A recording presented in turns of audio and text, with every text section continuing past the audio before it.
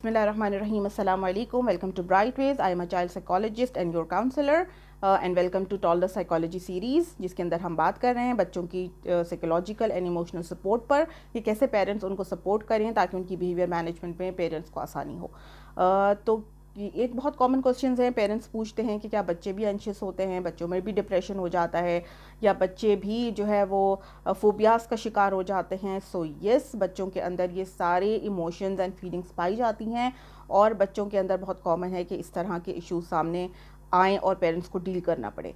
आपने अक्सर देखा होगा कि बच्चे जो हैं वो बाज़ दफ़ा किसी भी वजह के बगैर रोना शुरू कर देते हैं, लाइक यू डोंट अंडरस्टैंड। तो यहाँ पर बच्चों की एक बहुत एसेंशियल नीड है कि वो पेरेंट्स से ये चाह रहे होते हैं कि पेरेंट्स उनको समझें।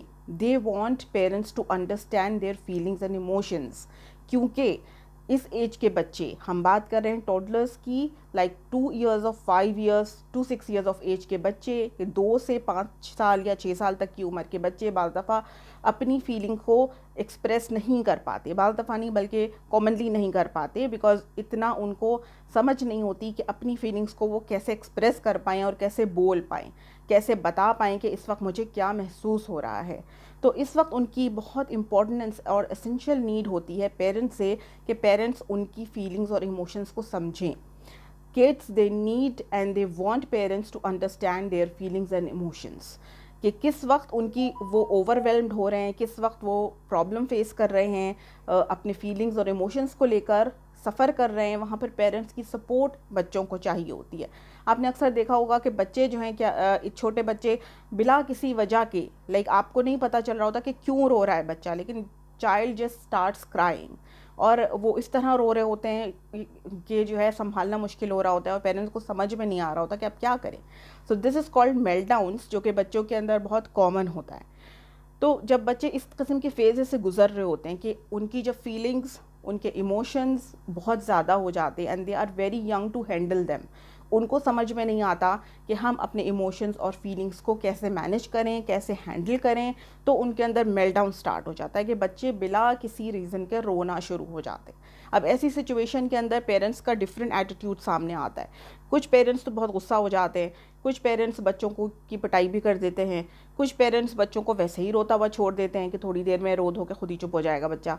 यानी कुछ पेरेंट्स बहलाने की कोशिश करते हैं, कुछ पेरेंट्स बच्चे को डिस्ट्रैक्ट करने की कोशिश करते हैं, कुछ पेरेंट्स को देखा गया है कि वो ये करते हैं कि बस चुप हो जाओ, लाइक जस्ट बी क्वाइट, इस तरह बोलते रहते हैं।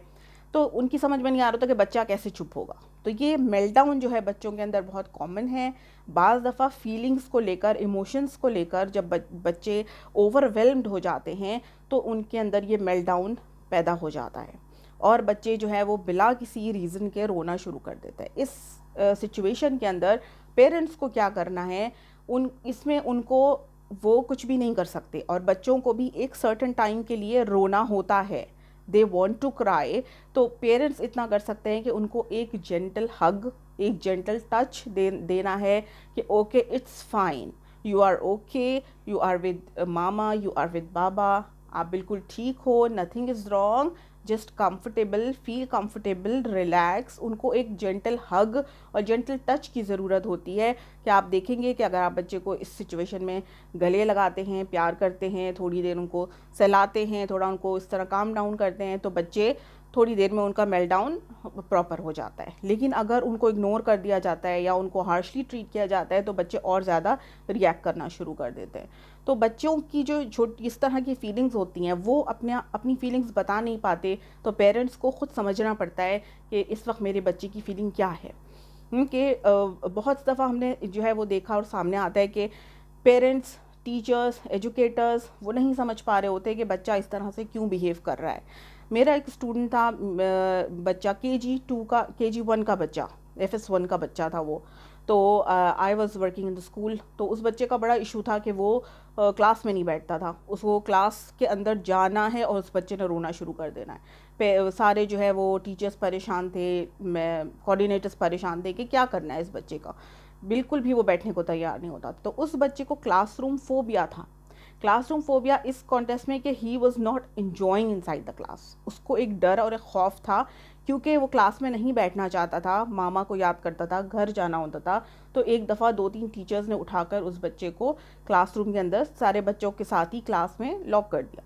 तो वो एक उसको इतना खौफ क्लासरूम का बैठ गया कि वो अंदर क्लास में जाना ही नहीं चाह रहा होता था। तो वो ये फीलिंग नहीं बता पाता कि मुझे क्लासरूम फोबिया हो गया है। तो वो बच्चा बिल्कुल अजीब रिएक्ट करना, सारा दिन रोना, कुछ भी स्टडीज़ नहीं करना, उसका बड़ा ही इशू था। तो जब उसके साथ मैंने सेशंस किए और उस बच्चे को फाइंड आउट किया कि इसका रीज़न क्या है, सो इट वाज डिक्लेयर्ड कि वो उसको क्लासरूम फोबिया था, उसको डर था, उसको टीचर के साथ एक अच्छा बॉन्ड और एक अच्छा रिलेशनशिप चाहिए था, उसको टीचर के साथ उसका रिलेशन बना हुआ नहीं था। तो दैट वाज द रीज़न। तो इस तरह के छोटे छोटे इश्यूज़ होते हैं कि पेरेंट्स, टीचर्स, एजुकेटर्स नहीं समझ पा रहे होते और बच्चे भी स्ट्रगल कर रहे होते हैं और वो ख़ुद भी स्ट्रगल कर रहे होते हैं। तो अगर आपके बच्चे के भी कोई इस तरह के इश्यूज सामने आए तो you should consult a child psychologist और a counsellor to find out the reason behind the child's behaviour. और पेरेंट्स के लिए भी ज़रूरी है कि वो बच्चों की साइकोलॉजी को समझें ताकि वो वक्त पर उनकी फीलिंग्स को अंडरस्टैंड कर पाएँ कि कब मेल्टडाउन्स हैं बच्चों के तो क्या करना है, बच्चे अगर फोबिक हो गए हैं या बच्चों को अगर डिप्रेस्ड हो रहे हैं, किसी बात से परेशानी है तो क्या करना है, किस तरह। तो parents should take these issues seriously. बाज़ दफ़ा पेरेंट्स की तरफ से इग्नोरेंस हो जाती है, जब क्यों फिर ये बिल्ड होते होते ये फोबिया बढ़ता चला जाता है अगर बच्चे को सही तौर पर उस टाइम पर ट्रीट ना किया जाए। बच्चों की फीलिंग्स और इमोशंस को समझना ये बच्चों की साइकोलॉजिकल बहुत इंपॉर्टेंट नीड है और पेरेंट्स को बिल्कुल जानना चाहिए, समझना चाहिए, कोशिश करनी चाहिए कि वो देखें कि किस एज में बच्चों को क्या इमोशनल सपोर्ट की पेरेंट्स की तरफ से, टीचर्स की तरफ से और स्कूल मैनेजमेंट की तरफ से ज़रूरत है। So this was today's video and stay tuned. We'll come with next video inshallah very soon. See you in next video. Allah Hafiz.